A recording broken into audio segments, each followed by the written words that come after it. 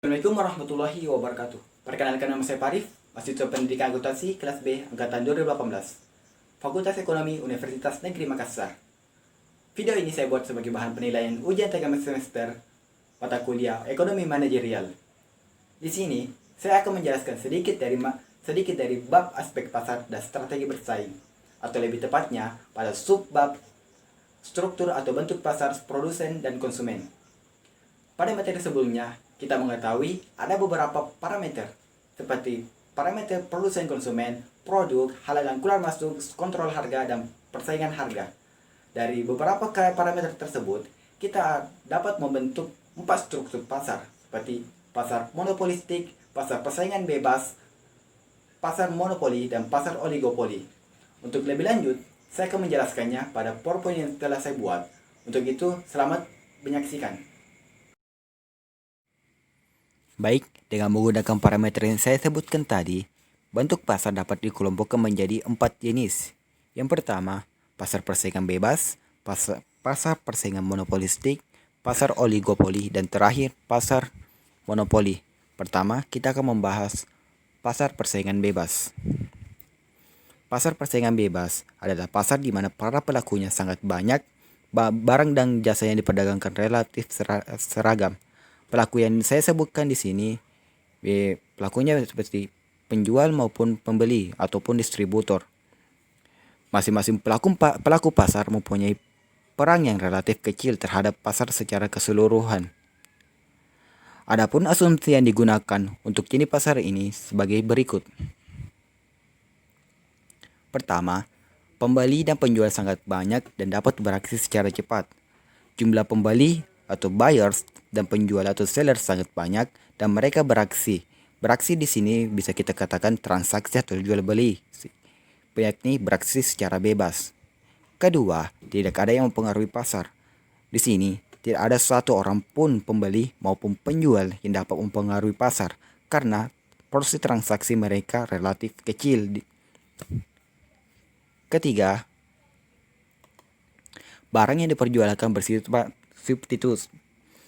Produk yang diperjualbelikan oleh penjual dapat saling menggantikan atau dapat dikatakan barang dan jasa yang dijual oleh penjual bersifat homogen. Keempat, tidak adanya halangan keluar masuk pasar. Sini tidak ada halangan bagi penjual untuk pembeli untuk masuk ke dalam dan keluar dari pasar. Kelima, tidak ada pembatasan harga. Di sini tidak ada pembatasan harga karena harga dapat berubah, naik maupun turun sesuai dengan keseimbangan pasar yang berlaku. Keenam, pelaku mengetahui seluruh informasi untuk bertransaksi.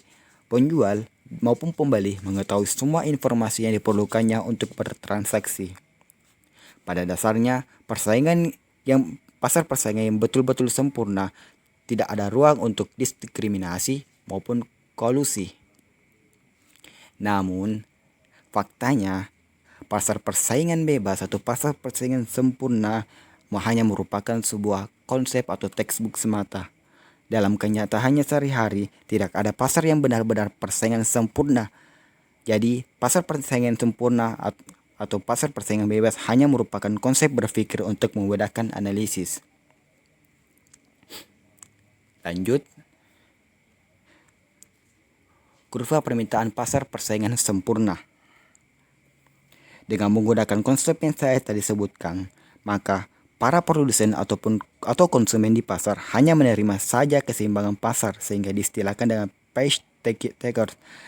Dengan demikian, maka kurva permintaan maupun kurva penawaran dari pasar persaingan sempurna ini adalah horizontal sejajar dengan sumbu X. Untuk lebih jelasnya, konsep ini dapat dilihat dari kurva dan grafik dari pasar persaingan sempurna yang saya tampilkan ini. Di sini kita melihat garis horizontal dan sejajar dengan sumbu X-nya.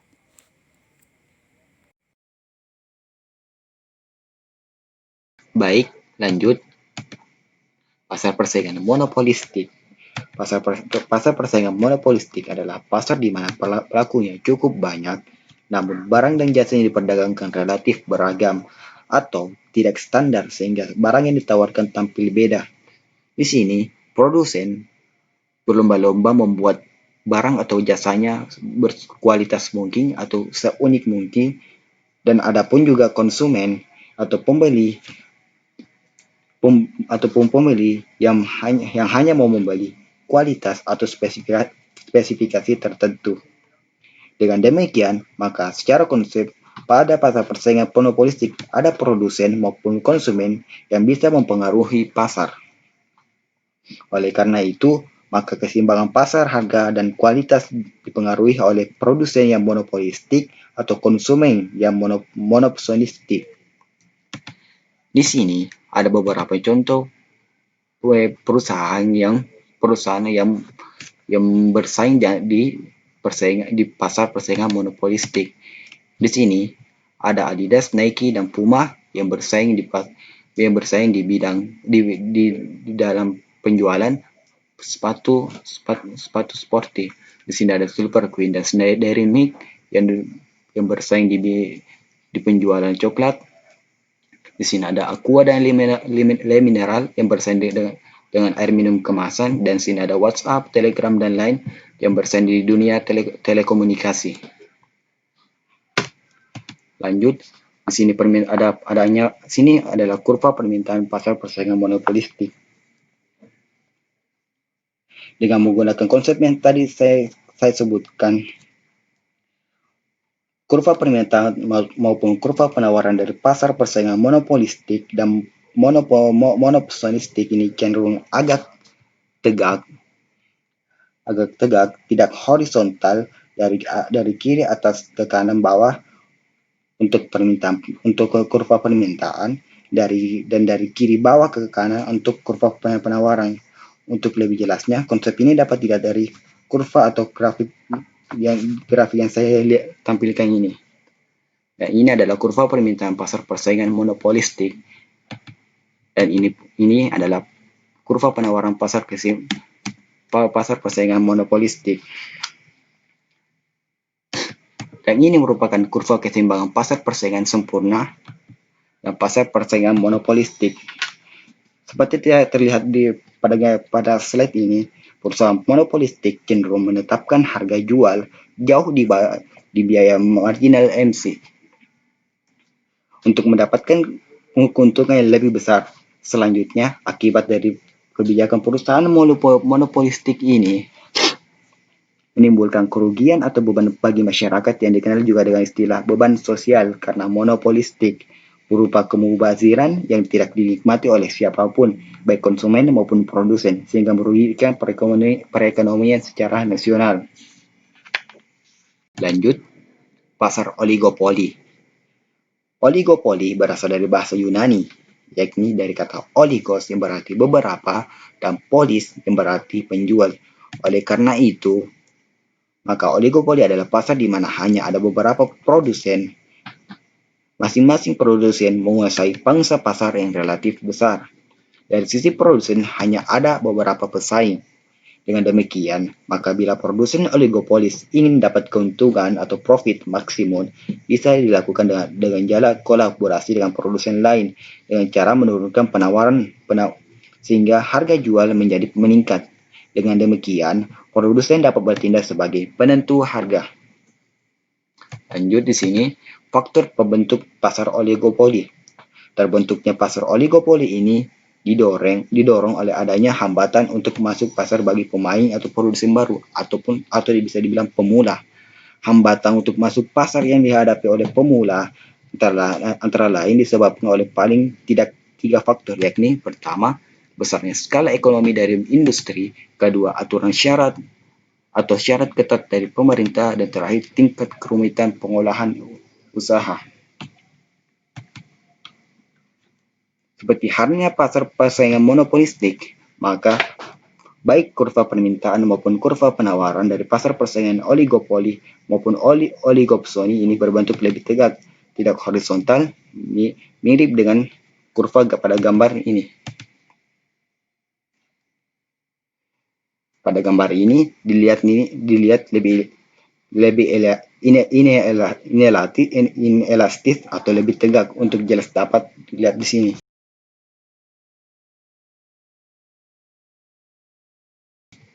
Lanjut, pasar monopoli. Pasar monopoli adalah pasar di mana hanya ada satu produsen. Dengan demikian, maka pada dasarnya pasar monopoli ini adalah tidak adanya pesaing atau tanpa pesaing. Contoh pasar monopoli yakni Pertamina yang menjual bahan bakar, PT PLN dan perusahaan PLN yang bergerak di bidang listrik, PT KAI di bidang hubungan kereta api, dan terakhir VOC yang dulu telah menjajah Indonesia yang di bidang rempah-rempah. Namun sebenarnya pasar monopoli ini juga hanya dalam konsep atau teks box saja.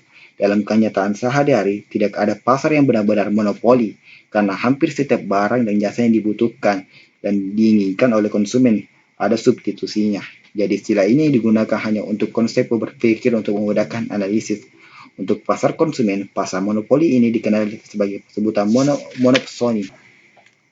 Lanjut, dampaknya. Dampak dari pasar monopoli yakni berdampak pada masyarakat. Di sini masyarakat mengalami kerugian, yakni berkurangnya atau memburuknya efisiensi dan daya saing ekonomi nasional. Kedua, berkurang atau hilangnya sebagian kesejahteraan masyarakat. Sini, kurva permintaan pasar oligopoli. Bila produsen yang monopolis ingin dapat keuntungan atau produksi maksimum, bisa dilakukan dengan jalan menurunkan supply sehingga harga jual untuk menjadi meningkat.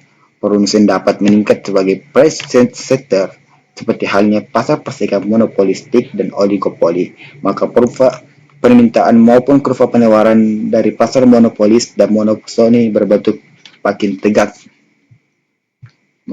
begini. Dan makin tegak atau vertikal, tidak landai dan inelastis. Untuk lebih jelasnya, Anda dapat melihat kurva ini. Lanjut, manfaat pasar monopoli. Ya, walaupun pasar monopoli memiliki dampak yang merugikan konsumen dan juga merugikan efisiensi ekonomi nasional, namun barang dan jasa tertentu, khususnya untuk barang dan jasa kebutuhan publik atau barang dan jasa yang skala produksi ekonomisinya sangat besar, kadangkala produksinya tidak bisa diserahkan begitu saja kepada kepada mekanisme pasar karena menimbulkan biaya produksi yang lebih tinggi. Oleh karena itu, maka untuk barang dan jasa seperti di atas diperlukan produsen yang terbatas, misalnya harga satu produksi maupun kualitas produk bagi kepentingan masyarakat. Walaupun demikian, manfaat ini harus dikaji secara berkala. Bila manfaatnya sudah tidak ada, maka pemerintah harus membongkar pasar monopoli atau oligopoli ini sehingga pemain atau produsen menjadi lebih banyak. Manfaat dari pasar monopoli ini yakni pertama, menekan biaya produksi. Hal ini dapat dibenarkan bila skala produksi yang ekonomis begitu besar, sehingga hanya dengan kondisi pasar monopoli biaya produksi dapat diturunkan. Kedua, menjaga penggunaan sumber daya terbatas. Di sini, monopoli menjaga penggunaan sumber daya yang sangat terbatas. Seperti yang saya tadi sebutkan, hal ini hanya dapat dibenarkan bila hanya pasar monopoli yang dapat menjaga penggunaan sumber daya yang sangat terbatas mengarah pada monopoli alamiah. Baik, mungkin hanya itu saja yang bisa saya sampaikan. Terima kasih atas perhatiannya dan terima kasih.